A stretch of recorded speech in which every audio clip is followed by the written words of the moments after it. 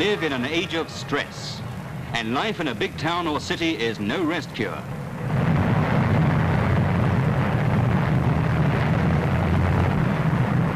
Today, 20th century blues, or what doctors call emotional illness, affect all sorts of people at some time or another.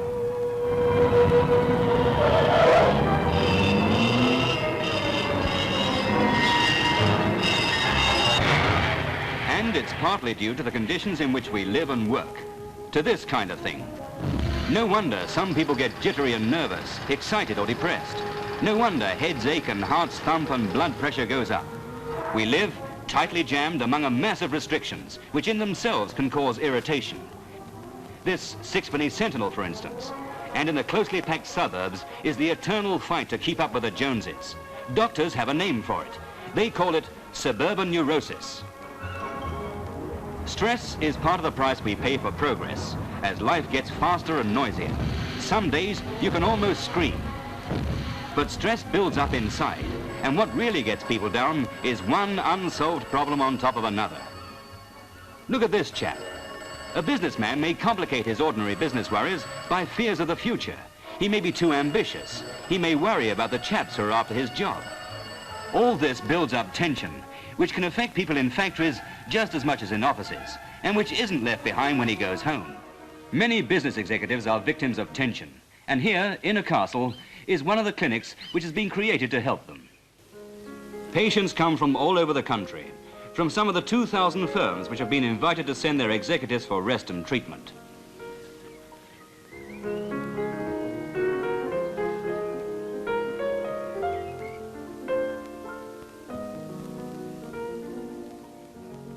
Inside the castle are all the appliances of modern treatment. For instance, the jet spray. The electric light bath can wind a man down and tone him up. This is the kind of bathing whose end product is health. Wonder what those blokes at the office are doing now. Well, there are worse ways of spending time, and foam bars never did those film beauties any harm.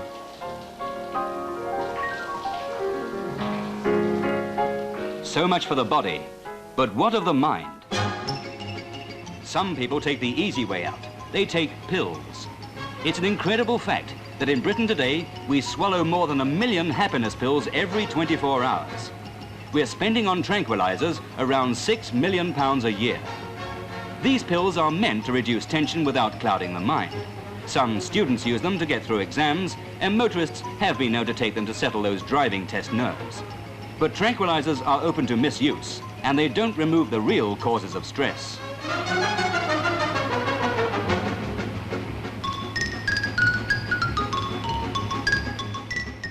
While industry is beginning to look after its workers, nothing much seems to be done in the home, where stress can be just as acute.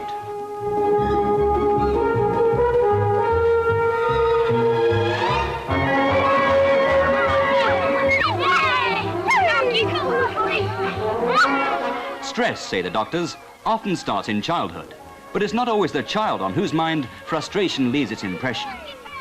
To any mother, the daily round of shopping, taking the children to school and looking after the family can sometimes become a bit overwhelming.